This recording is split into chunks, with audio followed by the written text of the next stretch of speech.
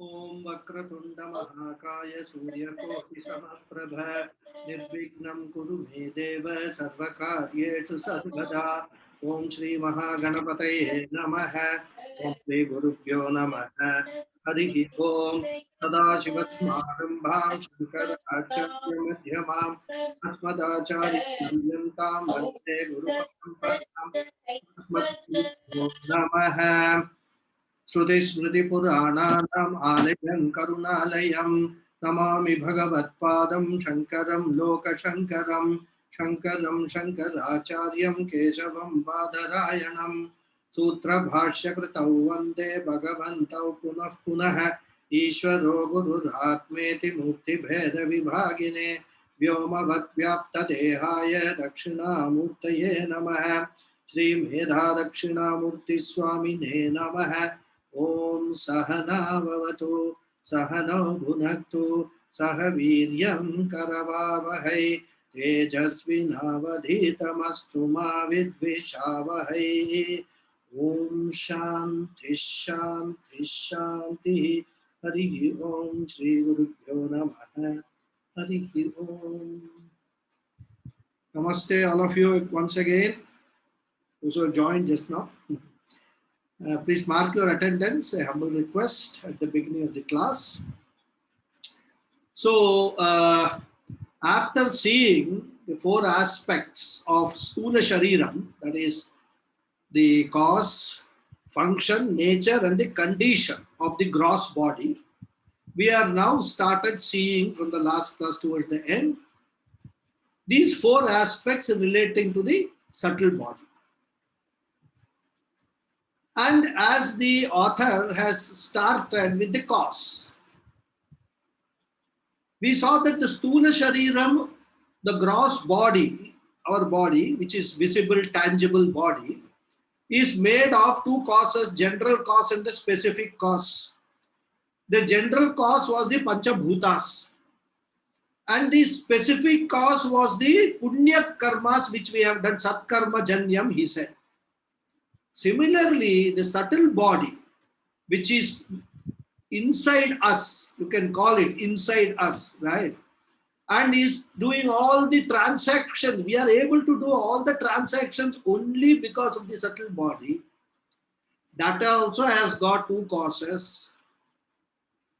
Panchabhutam, one general cause, and Satkarma Janyam, the past Punya Papas of the past births, not Papas, Punyas. Satkarma Janyam means the karmas arising out of Satkarmas, good karmas. So this is the nature of the cause for the subtle body.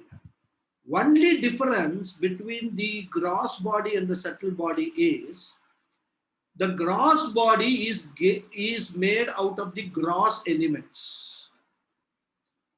They are panchikrita, grossified. These five elements which are actually in subtle form. Originally, the nature of these elements are in subtle form only. In fact, if you go from Prithvi to Akasha, the subtlety goes on increasing. How do we know that? Very simple. The earth is the lowest, right? Grossest, you can call it. And we can actually experience the earth with all our five sense organs. What are they? Eyes, ears, nose, then taste and touch. Five sense organs. So we can, all these five sense organs, we can experience the earth. When it comes to the next stage, the water, apa, only four sense organs we can,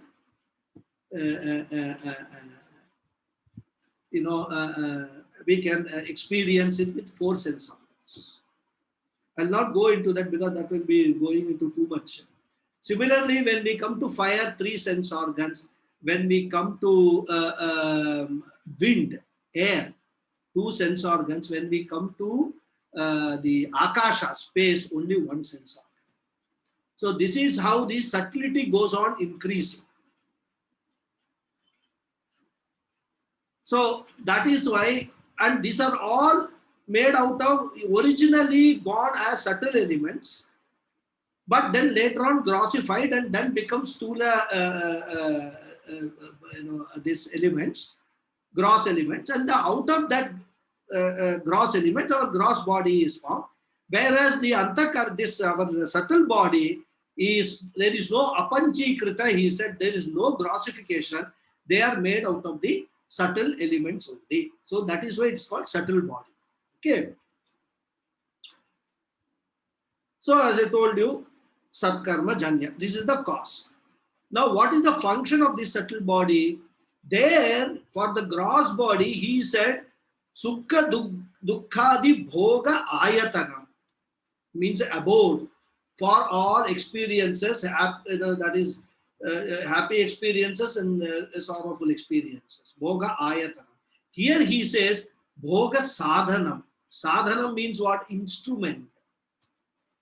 Instrument, or it is a toolbox, you can call it, right?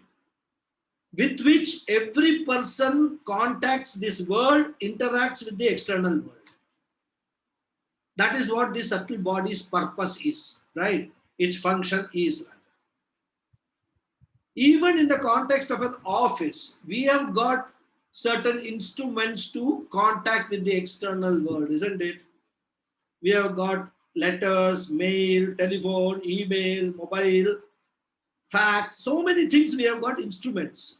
Similarly, the subtle body has also got so many instruments inside us, which each one of them has got a particular function with which we transact with the external world.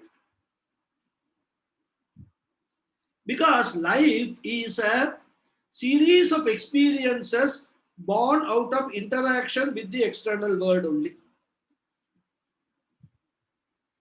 In sleep, we don't have this interaction. So everything is resolved in sleep, deep sleep, right? In waking state only, we have all these experiences. So we require the subtle body to have those experiences, to have those interactions. And this Sukshma Shariram is a full toolbox, is a bundle of such several instruments of interaction. Not one instrument. That's why the author says he counts 17 instruments, in fact. Sapta dasha kala dibihi, he said, isn't it? Kala means an instrument here in this context, right? And sadhanam means tool, as I have already told. Tool or an instrument. Bhoga, we have already seen, means experience, right? So sukha dukkha experiences or a mixture of both. Also, I gave you an example. Like in the case of the gross body, this is also the subtle body also. This is the function of the subtle body. Right? And what are those 17? We will see. Pancha pranadaya, he said, right? Pancha karmendriya, pancha jnanendriya, manaha, buddhi. 17, he said, 5, 5, 5 plus 1 plus 1. 17. We'll see that, right? Coming to the nature of the subtle body. Even though the author doesn't say it specifically, we need to understand, like the gross body, the subtle body is also subject to transformation. We saw this Shad Vikaras so far as the gross body is concerned. Asti, Jayate, Vardhate, Viparanimate, Apakshiyate and Nashyati. 6 Shad Vikaras we saw. Similarly, the subtle body also undergoes all these Vikaras. That is the nature of the subtle body. Okay. All these, this is what that the components of the subtle body, they are always changing. If you take the mind, for example, most violently changing instruments from Kshanam to kshanam it changes. Not even a second. Before a second also, it keeps on changing that. And we know that. We can experience the changing of the mind. Like that, every component, they keep on changing. So to put it in Sanskrit, the subtle body is also savikaram. Savikara. Vikara means to change. That is, undergo a transformation. Vikara. Savikaram means with change. That is, it is subject to changes. Nirvikaram means that which is not subject to change. Okay. So subtle body, like the gross body, is savikara. And according to our scriptures, at the time of an individual's death, it is only the gross body which gets destroyed or which perishes. The subtle body survives the gross body. And it leaves the gross body in search of another gross body. But we can't see it leaving because it is subtle, invisible, isn't it? Some movies and all are there, so we see that under some lens and all, or some glare of some light, you can see some characters. But that is a movie. Here we have got the pramanam is only shastras. I mean, direct pramanam for us to know. But we have got some indirect anumanam, and all that we have got to say that the subtle body actually is surviving after the death of the gross body, right? And why it is moving? Because subtle body cannot transact with the world without a gross body. It requires a gross body to transact with the world. So it goes in search of another gross body. And this another gross body again is determined by punya papas of the past births and all, the accumulated punya papas. We will see all that later. Okay. So it goes in search of another stula shariram. And remaining in that, making that next to stula shariram as its bhoga ayatanam, this bhoga sadhanam, which is the subtle body, carries out all transactions, continues to carry out transactions with the world. Otherwise, subtle body cannot function.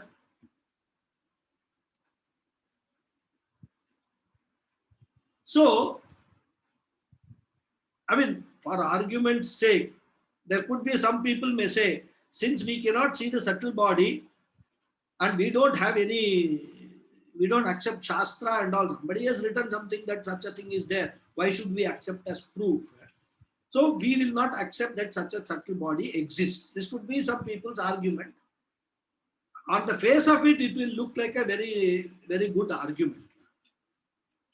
Fair point, we will think, right? Because ability to see cannot be the only criteria for existence of anything.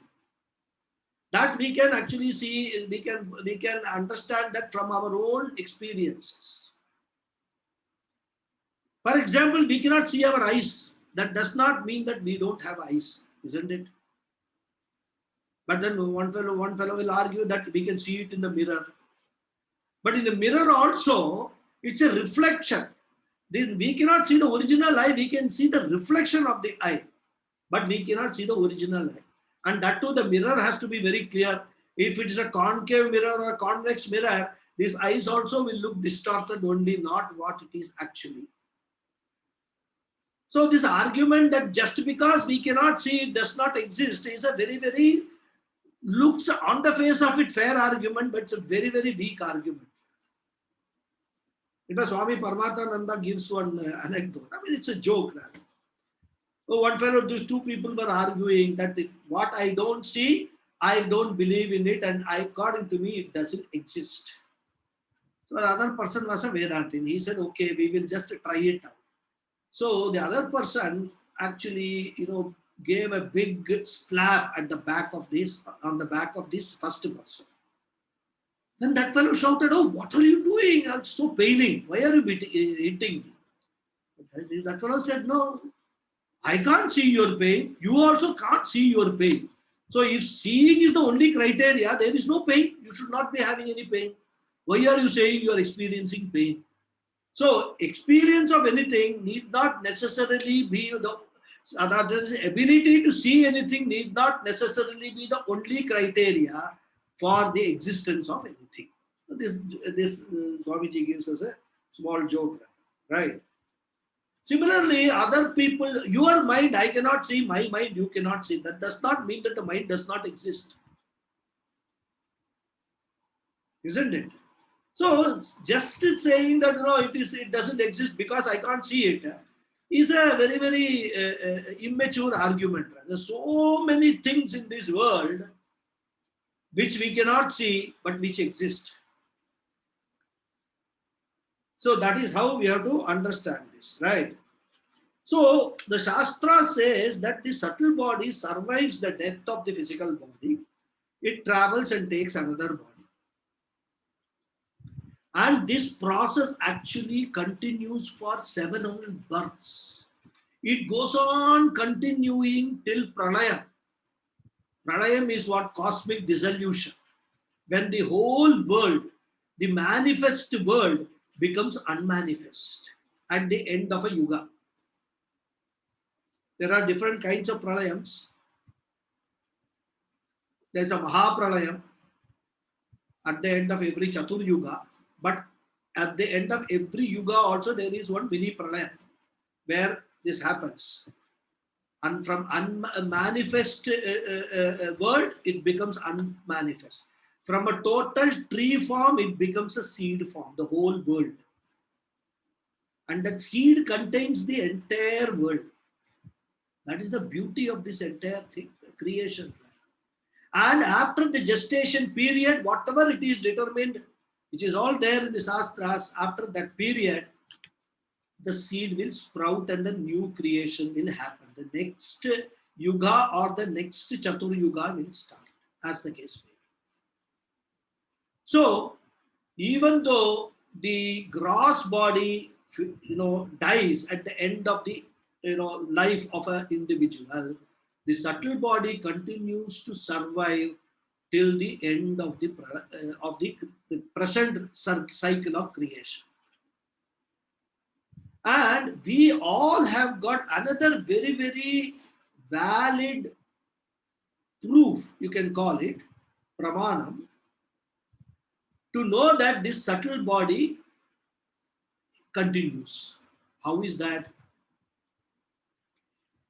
See, whatever our experiences, whatever we are learning in this life, they are all recorded in our intellect.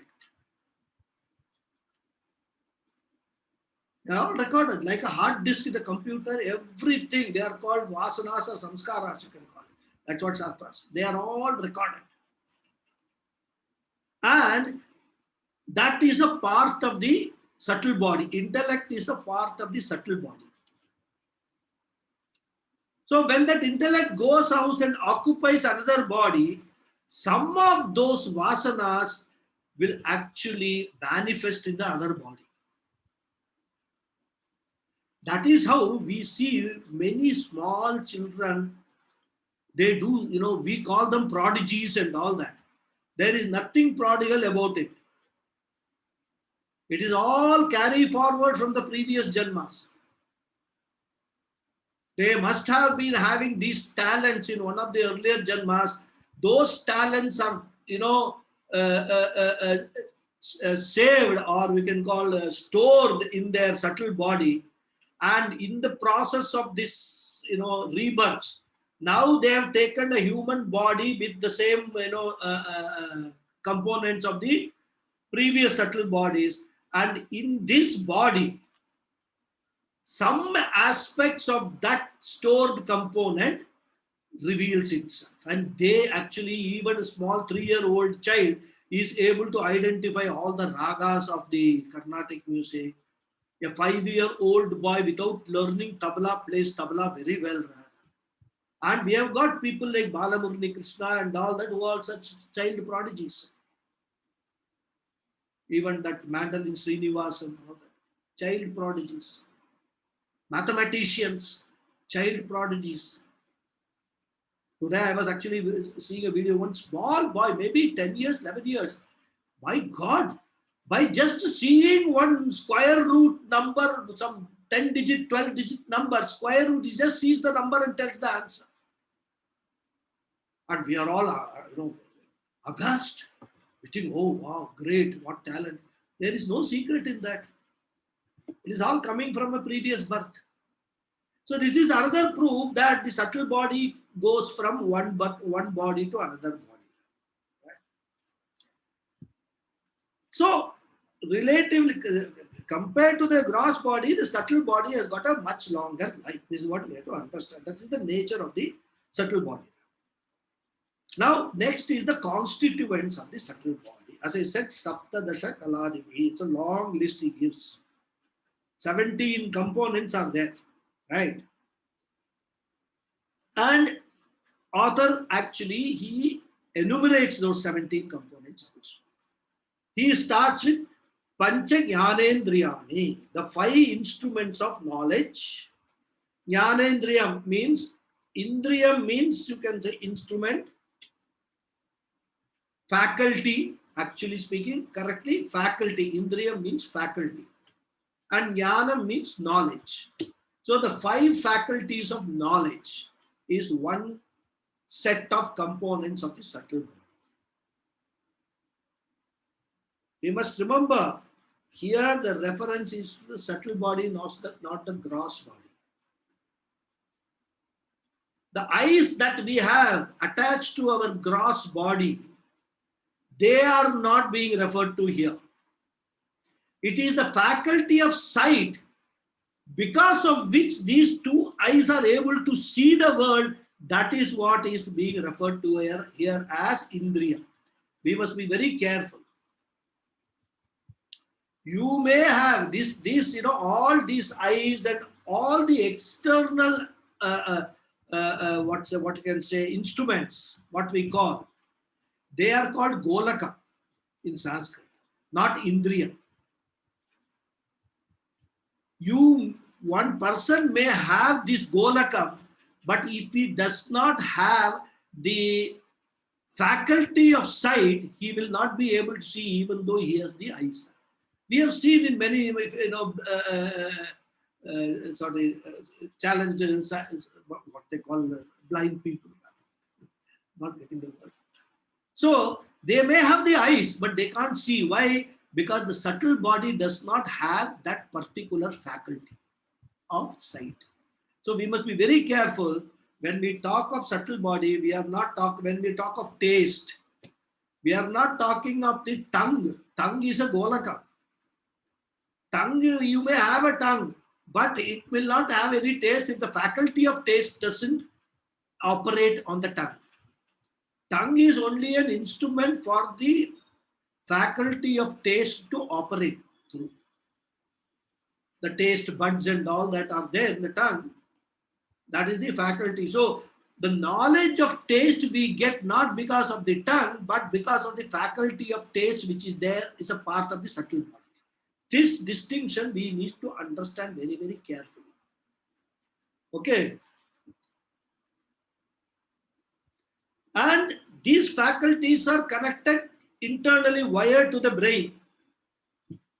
That is how, when we actually, through the eyes, this Golakam, connected to the faculty of sight, goes out and then gets information of the external world. For example, the shape and color of the something of the external world. That faculty of sight, which is there behind these eyes, which is supported by the mind, because mind is required for that experience, for the faculty to operate. That experience goes and gets in to our brain, and that is how input is given to the intellect, and that is how we actually get the knowledge of that particular object. This is the process which is followed. It is like a camera.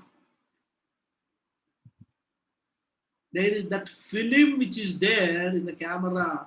The lens is not the camera. Lens is only to interact with the external world. If you don't put the film and go on clicking, nothing will happen.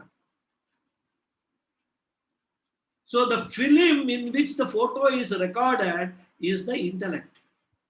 That is where it goes, and the whole thing, the light rays, like the faculty of sight, takes it to the intellect and records. And all this happens in split second. In fact, faster than the fastest computer. The moment we see something, we immediately know it is this. So that is how the process takes place now. And Vedanta, that's why it's beautiful. Every minutest aspect of our living, our experiences, Vedanta analyzes and explains how we have to understand all these things. And what we have to say is, Stula Sukshma Sharira Vyatiriktam. I am not any of this. That is the final one we are going to arrive at. But what is the Stula Shariram, Sukshma Shariram, etc. we are studying now. And to understand that we are not this. Our real nature is not this. This is only an instrument or an abode that we are using for gaining those experiences. That is what we must have, right? Next, he says, Pancha Karmendriyani. So, Pancha Jnanendriyas, as I told you, what? Did I tell you what the 5 Jnanendriyas are? 5 sense organs. You did say 5 sense organs. Right. Okay. Yes. Sense organs. Right. Yes. So, next is Pancha Karmendriyani, the instruments of action. The 5 instruments of action. They are the input mechanism which gather this information from the external world, right? There, you can call them gates through which all the information enters us. So these are the 5 instruments. We will see all these things in more detail later, right? What are these instruments? From where they are born. The author doesn't stop here. He says each indriyas, from why they have got certain qualities, also from where they are getting these qualities, all that he talks about. Okay. If I say all that thing now, it will be repetition later. So I will avoid saying all that thing now. Okay. So this is the second set of 5 karmendriyas. That is, karmendriyas, the second set of 5 subtle instruments. Instruments of action, you can say, right? And through the sense organs, sorry, I think I mixed up the words. Through the Jnanendriyas, we get the inputs. Through the Karmendriyas, we are able to act, or we are able to transact with the world, right? So entrance gates were the Jnanendriyas, exit gates are the Karmendriyas. So they are the instruments of action, Karma Indriyas, instruments of action, output mechanism, you can call it. So if there is a knowledge comes that there is something is hot, don't touch it. That action will go to our hands from the brain. Our hands will take it, our hand will act, take our hands away from the hot stuff. Or something else that we have to touch it, that instruction will go and touch it. Baby is crying, go and touch it. Baby feels insecure, so it requires a hand to be touched so that it can feel secure and stop crying. So when the input goes, crying of the baby input goes through our ears, through our eyes, to our brain. Then it gives a command to the hand, go and touch and pat the baby. Then this is the hand.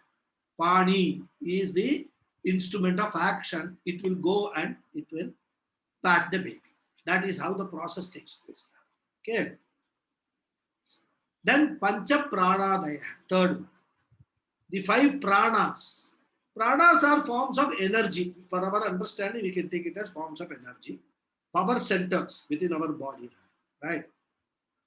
And because of which alone we are able to survive and do everything that we are doing. Right? It's just like any machine.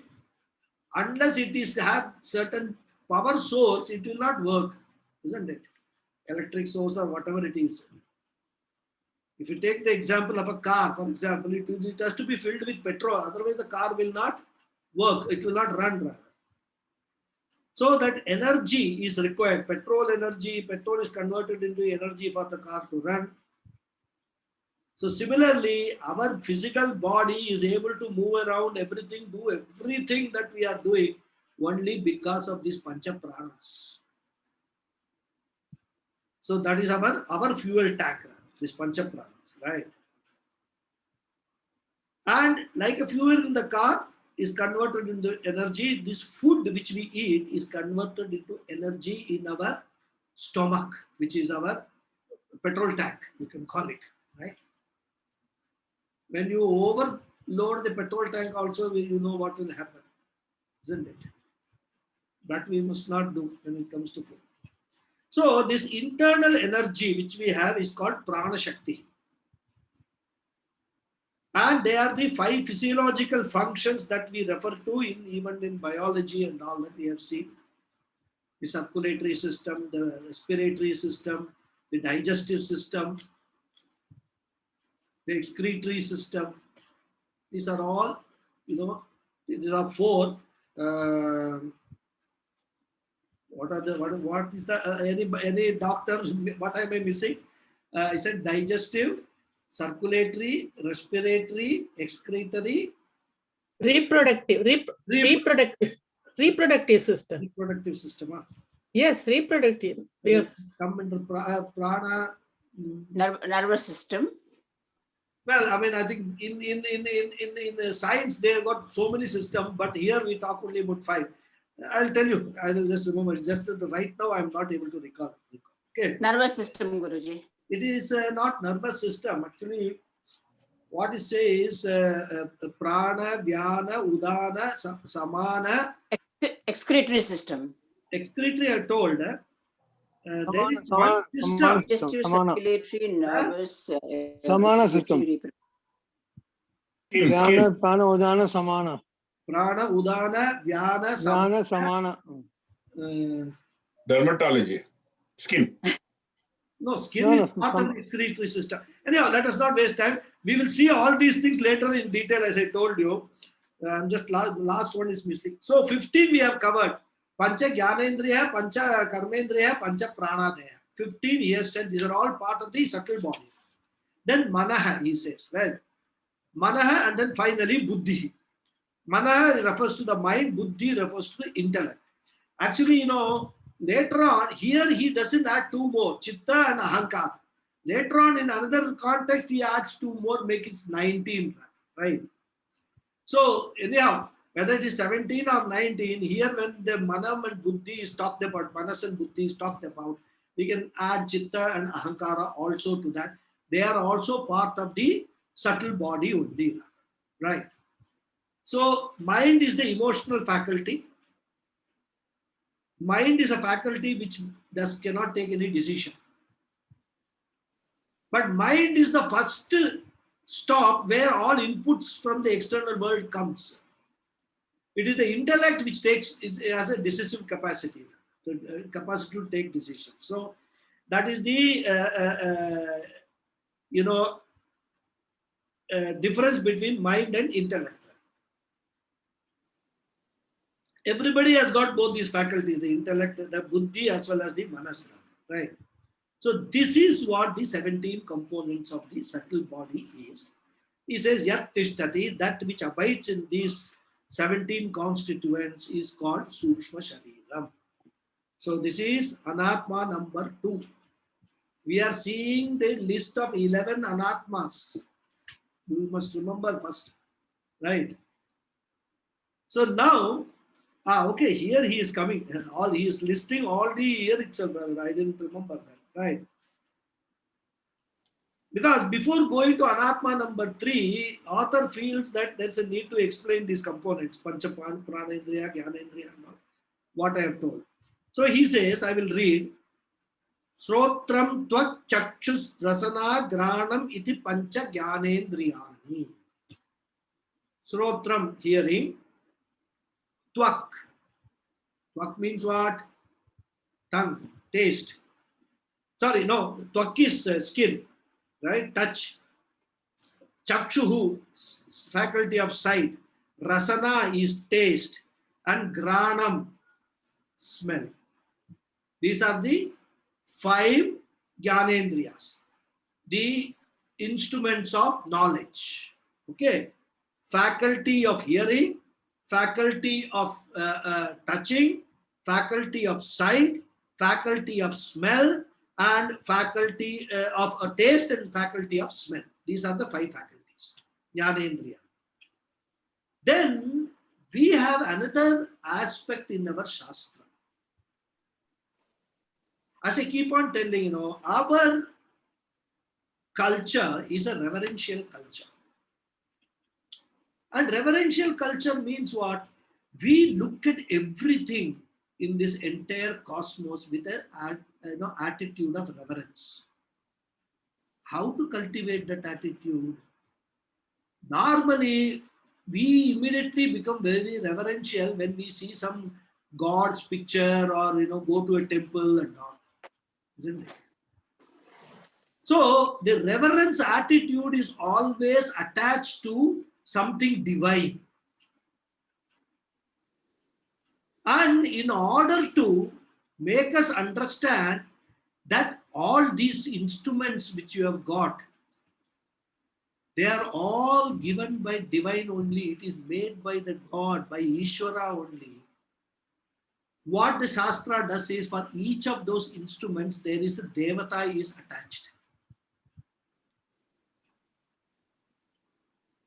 And that is why many people criticize, you have got 33 crore Devatas and all that, whereas God is one. God may be one. God is one. In fact, there is only God. There is not, we can't, it's wrong to say even God is one. We should say there is only God. Nothing else is there. But that only God has got so many forms.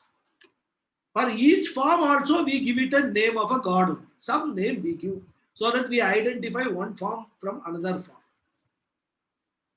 We cannot call everybody, even in the class, when there are 2 people with the same name. We have to identify those 2 people in the class, isn't it? Now in my Sanskrit class, there are two Padmas. So I call them Padma Senior and Padma Junior. Otherwise, if I say Padma Ji, then both will say yes, sir. Yes.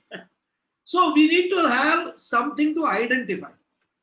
That is why the 33 crore Devatas we talk about, people with a low level of intellect and who are even below KG stage and all will not understand all these things, and we don't need to explain to them also. As long as we understand, it is enough. All this knowledge is for our consumption, not to impress other people. Okay. So he says, Srotasya Dig Devata.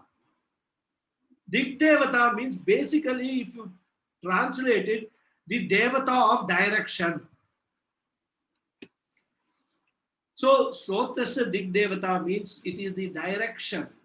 That is how we get Dig Devata. From various directions we hear all things, right? So Dig Devata. It is a very rough translation. Dig Devata, you cannot exactly say direction, but then Dig means direction. So Dig Devata, Srotasya Dig Devata. Tvacho Vayuhu. Tvacho means skin. Faculty of skin, the Devata is Vayu Devata. That's why when the wind blows, where do we feel the wind? We feel it on our face, we feel it on our hand when the wind blows, isn't it? So that is Vayu. Then Chakshuhu Surya. For our eyes, the Devata is Surya. The power of the eyes. With the eyes only we are able, the whole world we are able to light up and see the world. Like Surya, it lights up the whole world, and we use our eyes to see the world. So for Chakshuhu, eyes, Surya is the Devata. And that is why, when people do Sandhya Vandanam and all, one part of the Madhyanika Karma is you have to go and see the Surya. The Brahmachari has to go and not Brahmachari, anybody who is doing Madhyanam, no, the afternoon prayers, Sandhya Vandanam. One ritual there is you have to go and see the sun with a mantra is recited. so that your eyes gain the power of the sun. It's a symbolic way of doing it. Rasanaya Varunaha, taste. Varunaha, Varuna Devata is the Devata for the faculty of taste. Granasya Ashwina. There are Ashwini Kumaras. Two of them are there in the Shastra they talked about. They are the Devatas for smell, Grana. So these are the 5 Devatas for the 5 sense organs. Right? Iti Jnanendriya Devataha, he says. Then he talks about the subject. What does each of that function of each of the faculties do? Srotrasya Vishaya Shabda Grahanam. The faculty of hearing, Shabda Grahanam, to receive the words, the sound of the words and understand them. Grahanam means to capture them or to get hold of them. So the understanding the meaning of the words, we must understand here that our entire culture was totally a oral culture. There was no written culture, no written text at all in our culture. Everything, all Vedas, Shastras, everything was passed down from generation to generation through reciting and hearing only. These books and all have come in the last 1,000 years, 2,000 years or something, even lesser than that probably. Because the best way to learn and retain is that only. You hear, 100 times you hear and retain. That's the best way. That's why we followed that system.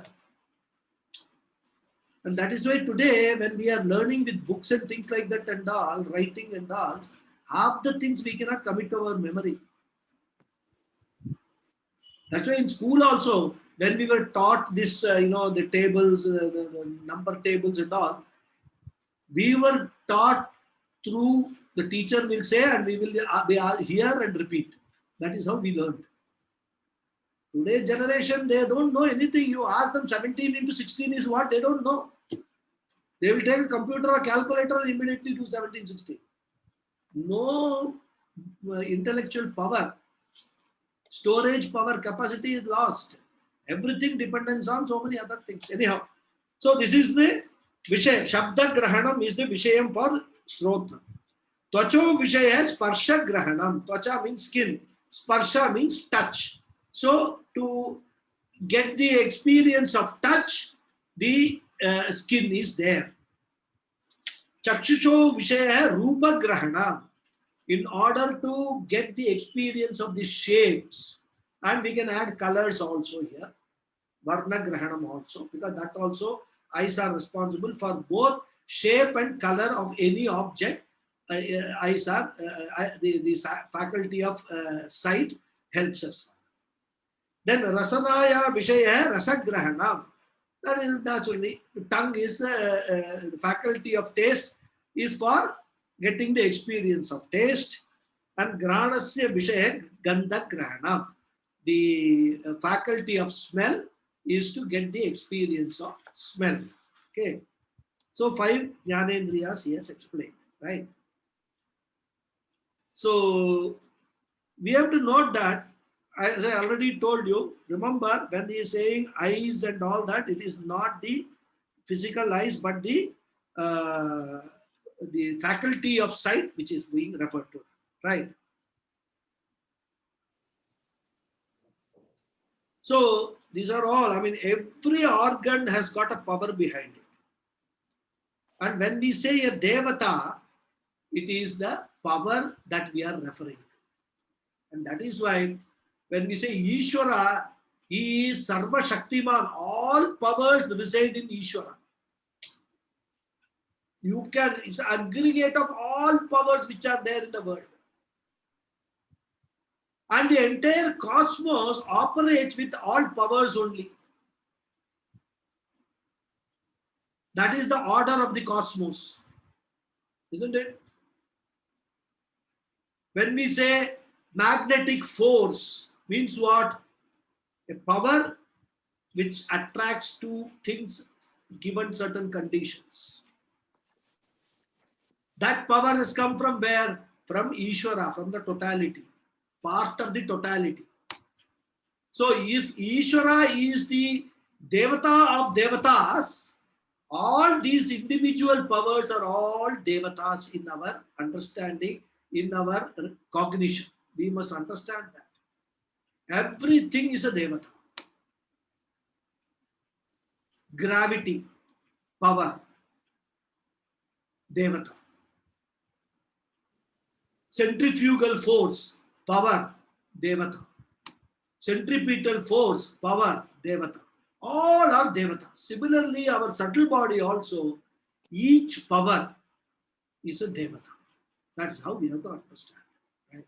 Similarly, we have Devatas for Pancha Karmendriyas, Devatas for Pancha Pranas, everything is there. Okay. So this is the 5 sense organs, right? And these Devatas are a unique concept in our scriptures. It is there only in our culture. This Devata concept is not there in any other culture, right? And as I told, I think in one of the earlier classes, probably in Vishnu Sahasranam, I don't remember, the total power is there. Out of this, these Devatas have got those respective powers at the gross level, or at the macro level. And what we get out of that is a minuscule of that power with which we operate all our organs. That is how we have to understand. It is not that entire power of Surya Devata is there in one size. No. Surya Devata's power is immense. What we get is one small fraction of that power because of which we are able to see. Okay. So this is how the Shastras, perceive this entire cosmos. Behind every faculty at the individual level, there is a total faculty or a total power at the macro level, at the totality level, right? Corresponding total power is there. So that is the individual power is a part of that total. It is just like an executive chief, a prime minister, for example. Prime minister has got all powers to govern the country, but can he alone govern the whole country? So he has different ministers, health minister, agricultural minister. They are the two now most talked about health and agriculture, right? And then of course other railway minister, finance minister, home minister, all the different faculties. And the people who are working in those departments get their power, a part of that home minister's power they will get, right? A small part.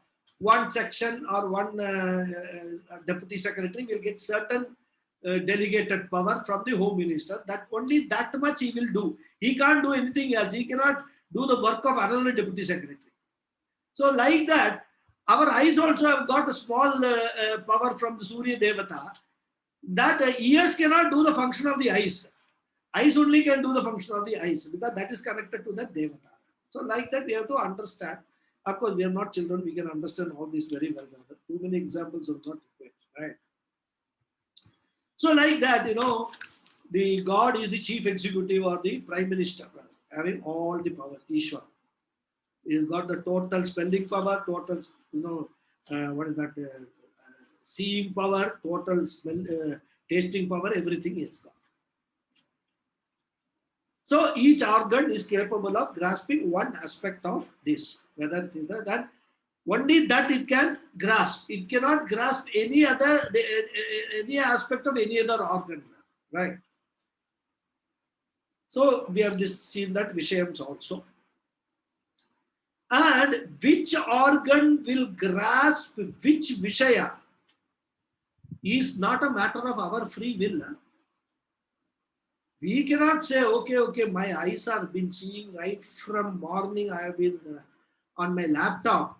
My eyes are very tired and they have started paining. Now let me see my laptop with my ears. We can't have the choice. The free will and all is all fine, but this choice we cannot do. If you have to see, you have to use the eyes. If you have to hear, you have to hear use the ears only, right? So this is all determined by Ishvara, by Lord.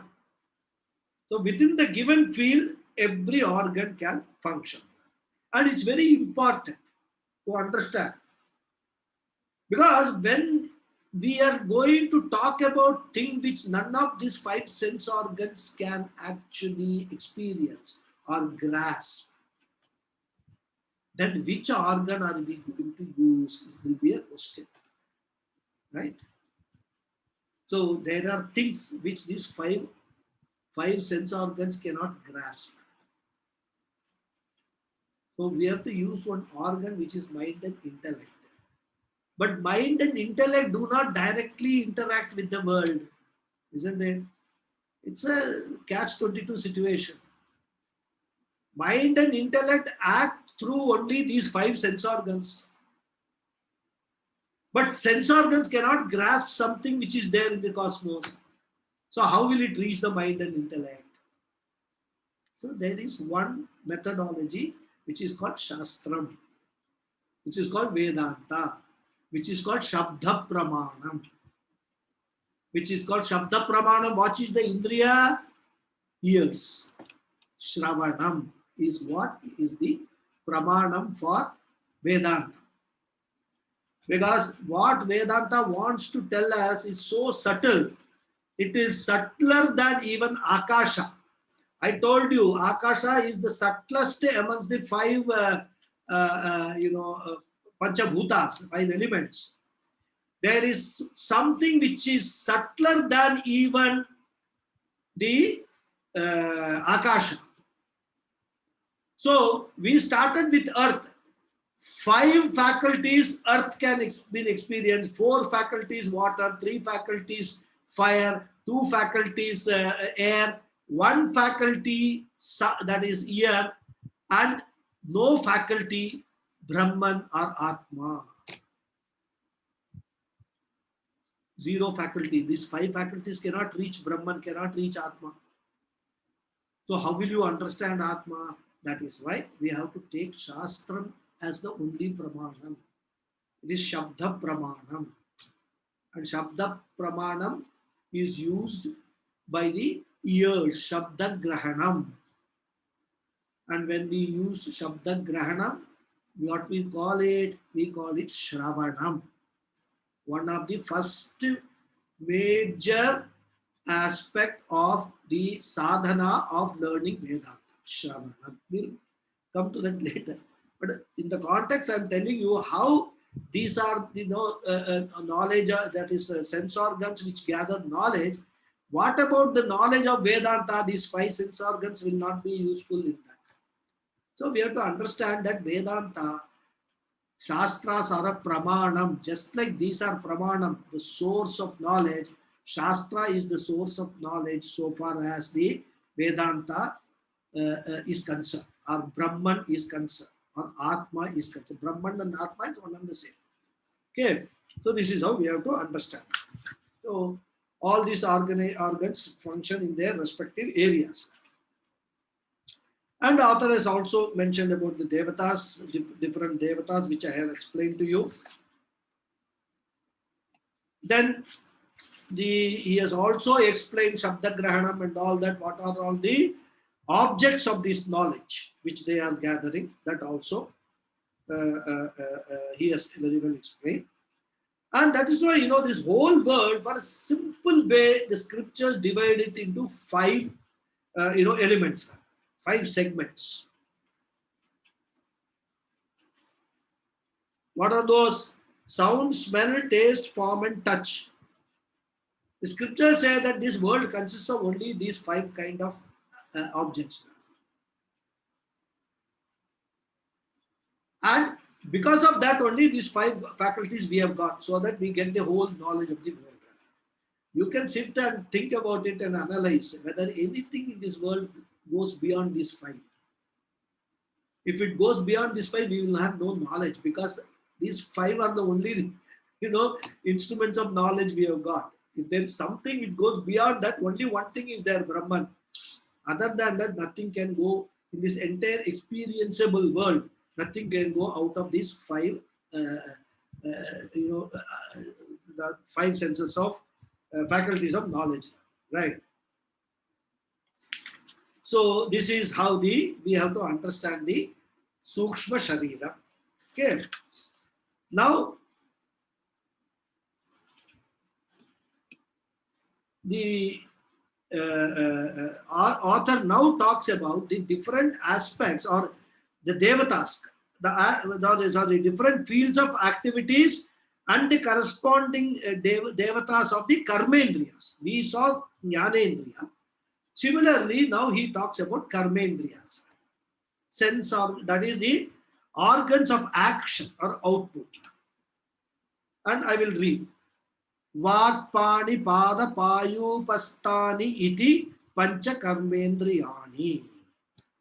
So, what are the five organs of action? Vak.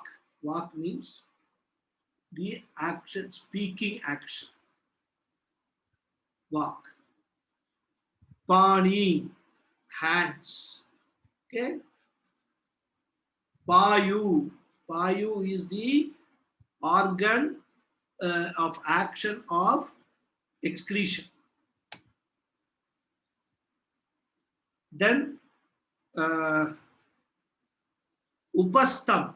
Upastam is reproduction, the organ of reproduction. And what I read, I've done, Vacha, Hasta, Padayo. Padayo is the legs, the action of movement. So these five actions.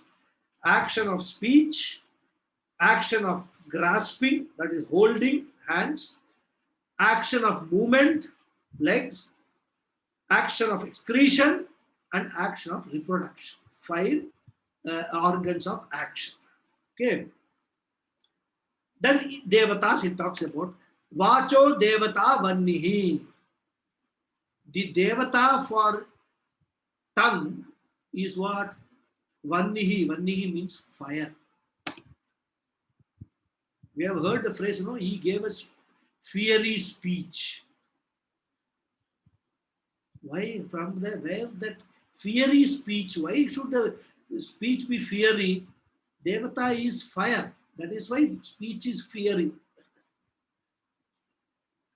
Understand this, when we actually see certain expressions and all, why is the speech called fiery? Because our Shastras say it is there. The Vacho Devata is Agnihi. That's why we have to handle the tongue very, very carefully. It can singe people. That is how we have to have total control. Damaha is required. Okay. Then he says, Devata Astayor Indraha Padayor Vishnuhu Payor Mrityuhu Upastasya Prajapatihi Iti Karmendriya Devataha. I will read the next one also, which is Vishayam, and then I will explain this in the next class. Right? Vacho Vishayah Bhashanam, Panayor Vishayah Vastugrahanam, Padayor Vishayah Gamanam, Payor Vishayah Manatyagaha, Upastasya Vishayah Ananda Iti. So this is the five devatas he talks about. Vannihi, Indraha, Vishnuhu, Mrityuhu, and Prajapati. Five devatas. And Vishayam, that is the purpose or what is the subject matter of all these five karmendriyas. Bhashanam, Vastugrahanam, Gamanam, Manatyagaha, and Anandam. These are the five. So we will stop here, continue in the next class. Okay. I'll say the prayers. Then any questions are there, we can take. Om Purnamadav Purnamidham Purnat Purnamudachyate Purnasya Purnamadhaya Purnameva Vasishyate. Om Shanti Shanti Shanti. Harihi Om Shri Gurubhyo Namaha. Harihi Om. Thank you all. Namaskaram. Namaskaram. Thank you, Guruji. Thank you, Guruji. Guruji, Thank you, I have Guruji. one Thank you question, so if I may. Yes, please. While you were teaching about the subtle body, Hmm. you mentioned that the subtle body travels. And you said also from unmanifest to manifest to unmanifest again, and it continues to survive after the physical body is gone.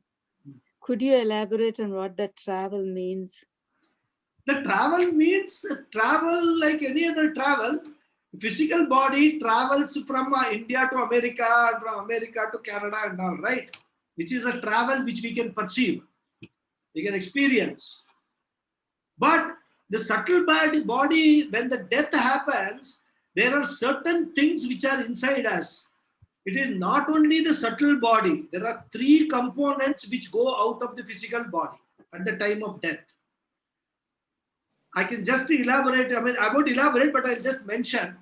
It is Sukshma Shariram, which is called the physical body. It is Karana Shariram, which we have, which is called the causal body, and also the Jivatma. All these three components leave the physical body, and it happens simultaneously. In fact, when they leave, the physical body becomes lifeless. And when the physical body becomes lifeless, all these three leave. And all these three leave and do what? Go in search of another physical body. Just like I gave you the example of a person transferred from one city to another, right? When he is again, his term in that city is over. What he will do? He will pack up everything and go to another city, right? Another town.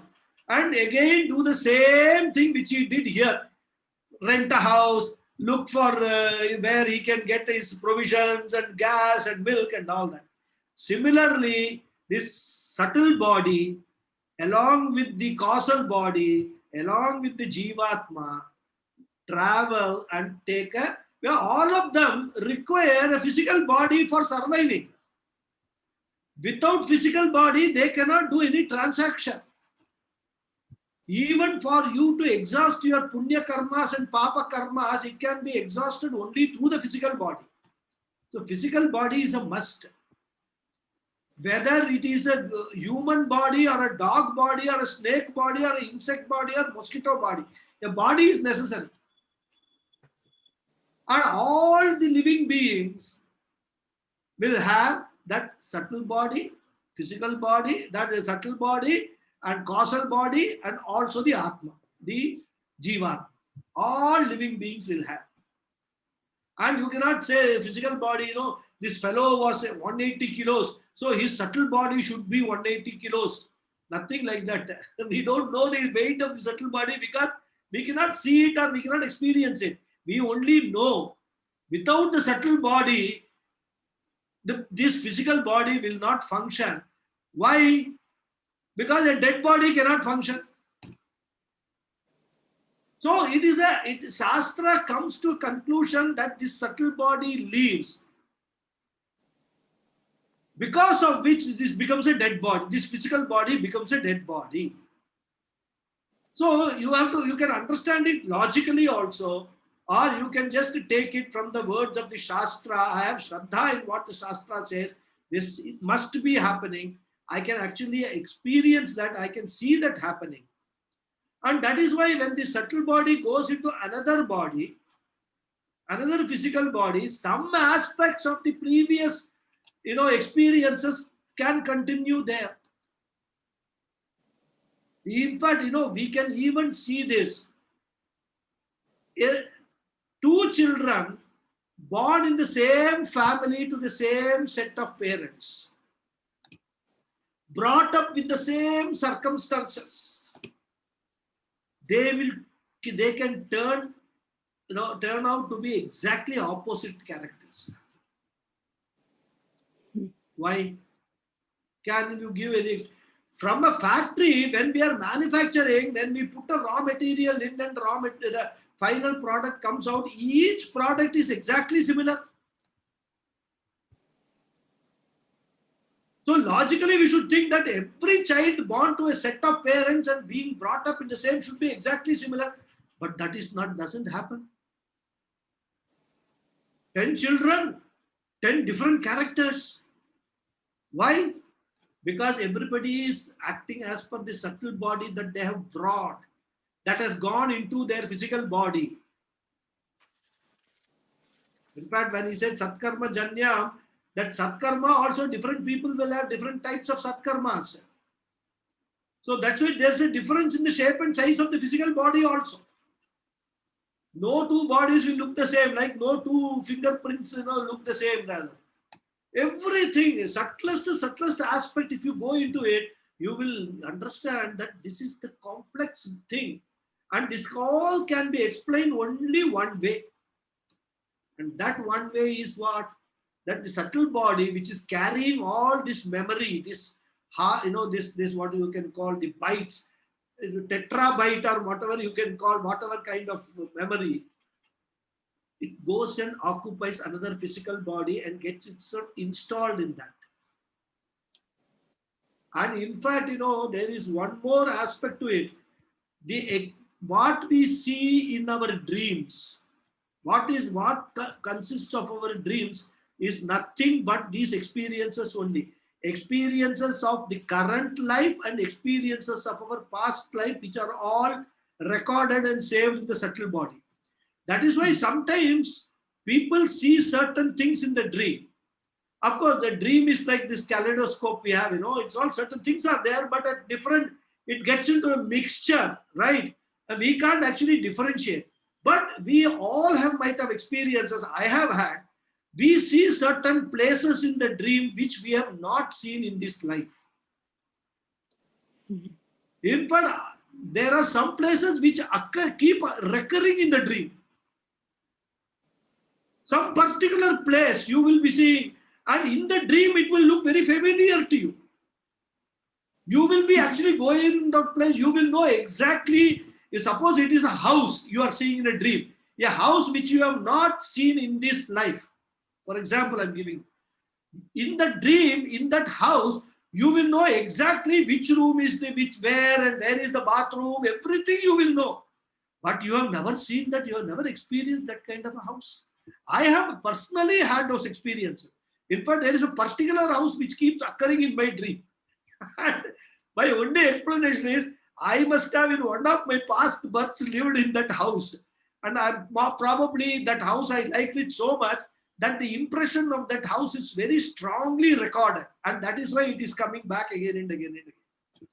So all these things, if we start thinking and analyzing, we can get answers to all these questions. What is a dream? Dream is nothing that, something is happening. Even children, we say that small children, babies, in their sleep, they will be smiling. They will laugh. Right? And we will say, oh, God is showing some flower and all. No, God and all doesn't show any flower. God does not have any hands to show flower. Right? It is their past, because they are very fresh born into this world. Some of the memories of their past life must be very fresh in their mind. No new memories have come in for this life for that to be overshadowed, right? So they must be enjoying some good experiences of the past. That's why they laugh, they smile and all. Sometimes they will cry without any reason. In the moment they will cry, and then next moment they will be smiling. All this we have seen in babies, right? We must understand why that is happening. Can any science explain it? Only Shastras can explain such phenomena. So that is how the subtle body goes, travels and takes another body. And that is how we continue. And if it is lot of punyas are there, then there is a fair chance that the next birth also you will get a human body. That is how it is. Otherwise, if the balance of punya papa is not very equal, then you may get any other type of body also, depending upon what all karmas that you have done in your past janmas. So that's why, I always tell my Vedanta students, why you should come to Vedanta, right? The reason being, But in Bhagavad Gita, Arjuna asks this question to Krishna, that suppose I do all these things, Shravanam, Mananam and all that, whatever you are saying, I do Karma Yoga, everything I do. But at the end, when I am going to die, I don't get moksha. Then what happens? In my next birth, I will have to start once again. From, like the taxi meter and all that, after one journey is over, you set it to 0 and again you start. Arjuna asked this question to Krishna. It's a question Arjuna is asking, but it's a question in every Vedanta, every sadhaka's mind. Arjuna is only a nimittam for that. Krishna says, Arjuna, don't worry. Whatever you do in this life, in your spiritual journey, it will not go waste. Your next birth, you will be able to continue from where you have left off. This assurance Bhagavan Krishna gives to Arjuna. So, I tell people that if you want the next to be a human birth, because in human birth only you can continue this spiritual journey. You, by being born in anything else, you cannot continue the spiritual journey. So I tell my students, my other Vedanta students, come to Vedanta and continue in the spiritual journey. Minimum guarantee is next birth is a human birth. Because you will get the chance to continue what you have started. But if you don't come to Vedanta at all, then the whole Bhagavad Gita will not apply to you, and then nobody can guarantee what you will get. That is what I tell them. Of course, it's more in a lighter vein I tell them. But Vedanta has that. I mean, it is true. And we have got proof for that. Ramana Maharishi is the standing proof for that. He never went to any guru or anything. And when somebody asked Ramana Maharishi, how do you know about all these things, this Atma, Brahman and all, you have never been to a guru? He asked him, what do you know about my previous birth? Exact question Ramana Maharishi asked him. He said, you don't know anything about my previous birth. All these are samskaras coming from the previous birth. Even Puja Swami Dayananda Saraswati used to tell us. He was still about 30 years or something like that. He did not have believe in Vedanta and all that, Upanishads and all. He thought it's all just something, some people didn't have any else to do, so they wrote all these things. Then he attended one lecture of Swami Chinmayananda on Mundaka Upanishad. And when he heard that Mundaka Upanishad, it appeared to him that he has heard all these things earlier.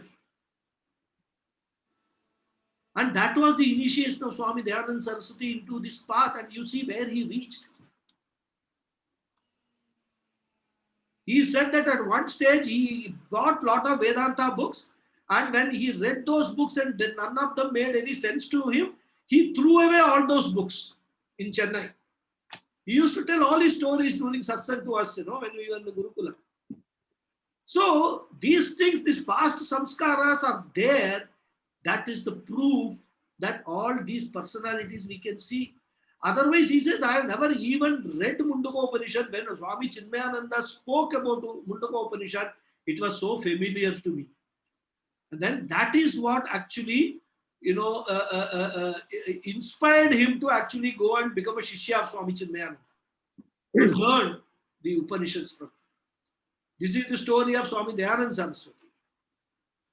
I can tell you my own experience.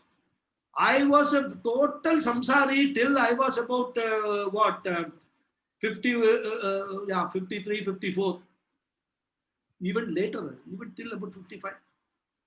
No idea. In fact, in Kuwait, when I was working from Chinmaya Mission, every year some Swamijis used to come and give lecture on Bhagavad Gita and other topics. And the president of the Chinmaya Mission was a close friend of mine. And his main worry was that when Swamiji comes and gives 1 week lecture, there should be audience, right? Otherwise, he can't be talking to empty chairs. So he used to tell me, hey, Ganapathy, you must come for this. For 1 week, evening 7 to 8:30, 1.5 hours, you should come. But I did not have any liking for these talks. Bhagavad Gita and all, I felt, it is all very good very well for the Swamijis in this Sannyasis to talk about all these things, being a samsari, having a responsibility of a family, children, house, job and all that. These are not meant for us. If I have to go and understand this, I should become a sannyasi. This was my real, honestly, my understanding. Mm. And so me and my wife, what we used to do, we used to go for those talks because we are obliged because of the friendship. But we will sit in the last row. And then what will happen is we will go at 7:30 sharp and go and show our face to my friend. Oh, we have come. Then he will get busy with the program. Then he will not notice us. Then we will sit in the last row. After about 15 minutes, half an hour, we will slowly come out. This is what we did. So that he is also happy. We are also happy that we don't need to sit till 8:30, 7 o'clock. 7 o'clock you go, 7:30 you come out. Normally we have our dinner by 8 o'clock. So we'll come home for dinner. It's walking distance only, small place. This was going on for almost 2-3 years. Then you won't believe, there was this Swami Mitrananda, who is there, one of the now leading Acharyas in Chinmaya mission. He came there to quit. Same routine we followed. We went, sat in the last row. And he was giving talk on Bhagavad Gita. I don't even remember which chapter.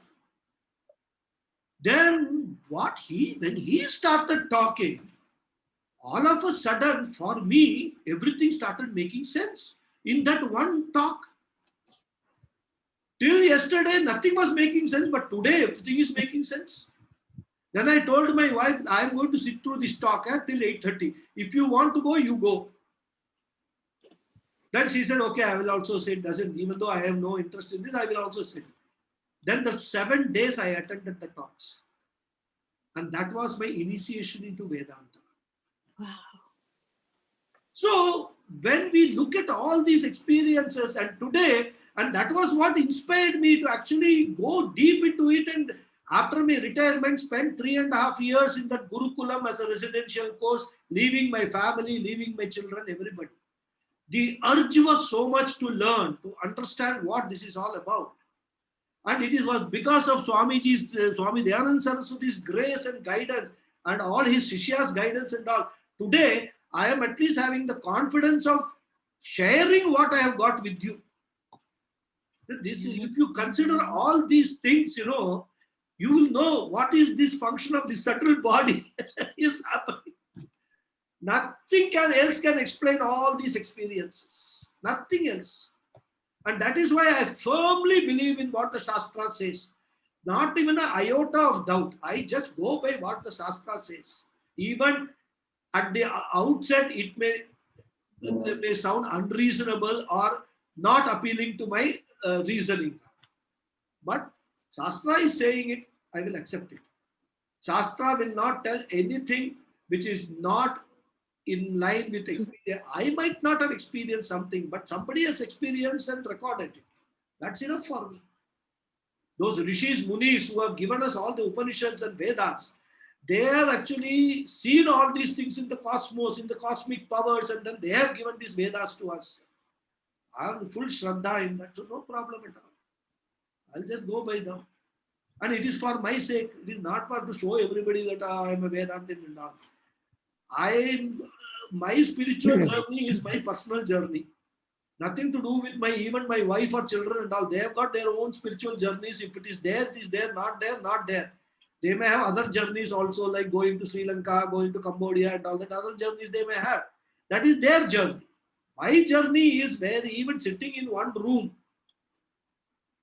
I can continue to travel in my spiritual journey. I don't need to physically move around anywhere. That is how it is. So these are all concepts, true. Tattva Bodha is just the beginning. I mean, if you go into it, there's so much to learn. That is how it is. I've given a very long answer, but then I thought I covered a lot of essential aspects of what the Shastra says. Thank you, Guruji. Very grateful for that. Thank you. Any other Very questions? Thank you so much, Guruji. Namaskaram.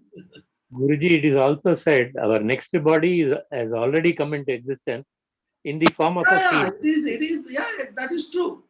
Yata karma, yata shrutam. That is what Kathopanishad says.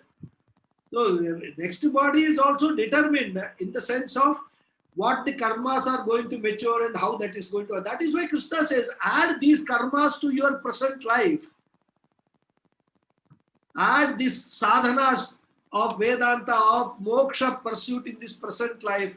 Then even if you are going to be born again, you will get a human birth and you will continue. In fact, he goes and says, that body is also come into existence right now also. No, Never how it will come into existence right now? In the form of seed. No. It will that will happen only after the Karana Sharira leaves this body. This is you what will have to go to Pitruloka Paramarthananda first. That journey is there. You don't confuse now. These are the words of Swami Paramarthananda. I don't know. I will have to listen to what he exactly says and what you have understood from his talk. But according to the Shastra, the subtle body and all, they go and they have a certain time in Pitruloka. From Bhuloka, they go to Pitruloka. And after spending the time, because the karmas do not exhaust at the end of the physical body. Karmas continue to show their results.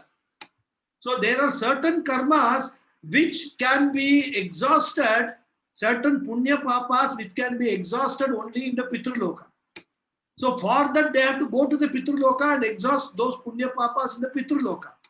Once they are exhausted, similarly some people will have so much punya that some karmas are there which has to be exhausted only in Brahmaloka or in Swarga or in Vaikuntha. So that body will travel to those places, the Sukshma Sharira and all the entourages. So what you are saying, the Swami Paramarthananda has said, I will have to listen to what he has said and understand whether that is what he has said. That while living, there is another body you are already taking. No, in the seed form. It is the seed form of means a seed. what? Seed will have to have the Sukshma Sharira in it. No? It is the form, Sukshma Sharira has to go along with the seed. Seed is not something jadam. Seed is live. From the seed only everything manifests. It's not like RAC, reservation against cancellation. Sorry? It is not like reservation against cancellation. Yeah, it is not RAC. No. See, I have got my doubt because my understanding is this. Sure. Now, Swami Papa, you please tell me where he has said this, and I will listen to that talk.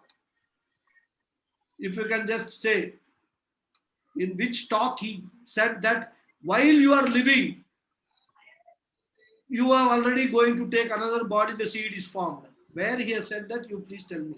I will have to cross-check that. My understanding is the process is not that. The Sukshma Sharira has to leave one body to take another body. It cannot be residing in two places at the same time. It cannot become the Bhoga Sadhanam or two different bodies. The house is already, the other body is already in existence in the form of a seed. Only thing is Sukshma Sharira has to travel there. That's all. Where is the seed? What do you mean by seed? You can't have a person as a seed. Yeah, I think what he means is when a human being is born or any living being is born, the path is decided as per the Ishvara has already set the path for every living being. So what he perhaps means is, if there is an Atma, the role of the Atma, the passage of the Atma is also predetermined. So if I have taken the shape of not like that. You determine otherwise you cannot be sailing in two boats. Your karma only. Otherwise you cannot be sailing in two boats at any one time. It is not sailing. It is there, already there. You have to go there. That's all. After completion. It is not like owning two houses. See, I'll tell you what. You have a set of karmas which fructified and you were born in this life, right? That Correct. much you agree? Yeah. One portion of your karma has to be fructified this year. Yes, life. one portion. So much of karma. From the bundle of karmas that you are carrying with you, Correct. One portion which is called prarabdha karma fructified, Correct. because of which you are born with whatever form and experiences that you have got in this life. Correct? Correct.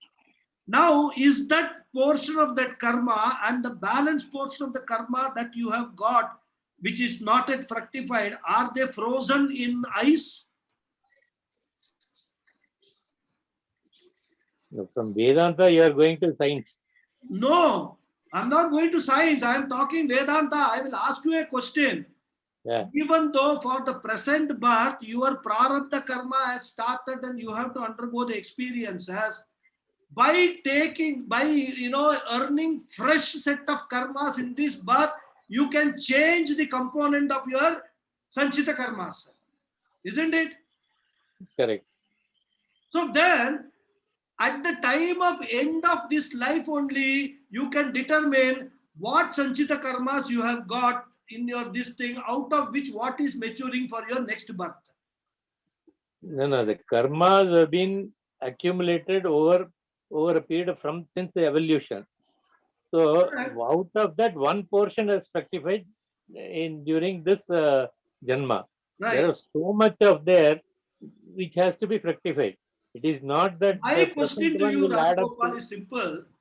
Out of 100 units of karma that I had before this birth, I have used up 10 units of karma.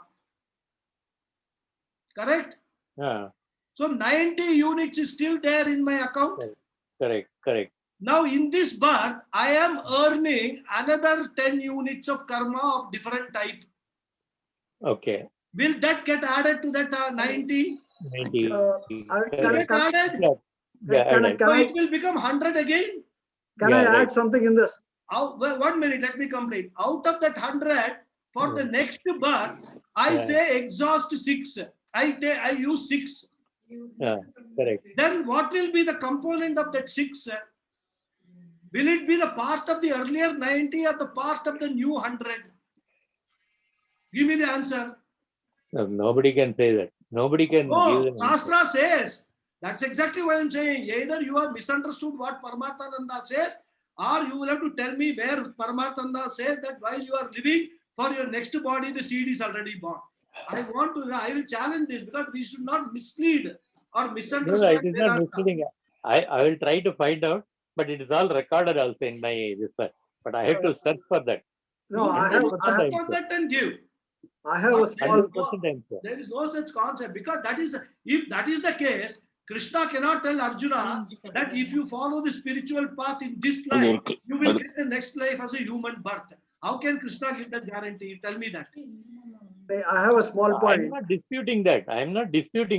Then the you are next contradicting body has yourself. been decided. If you The are next not body is if decided. it is already decided, that means Arjuna's next body should have been decided.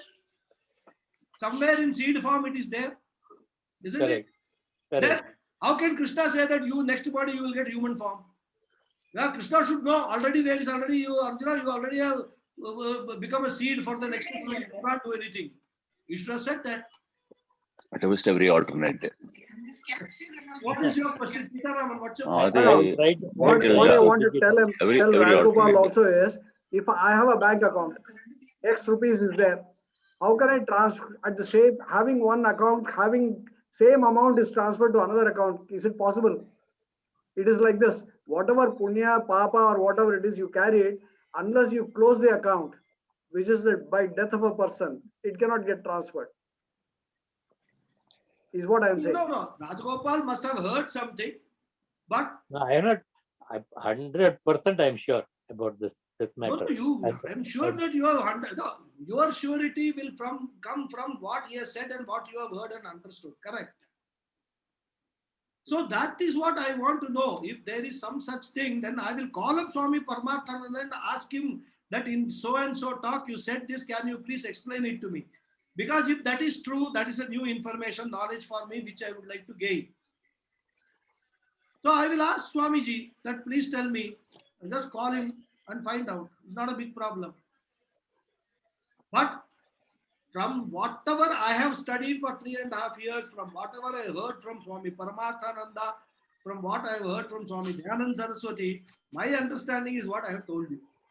If there is a different understanding that at the same time you can have this physical body and you will be existing in a seed form elsewhere, is something which is something with my current little knowledge is not acceptable to me. Okay. Any other question? This was not a question. This was a question mark to be researched further. Thank you. Okay. Nothing else? So shall we close the session today? It was very Thank you, Raghu. Thank you. Thank you very much. Thank Guruji. Thank you. Good night. Thank you.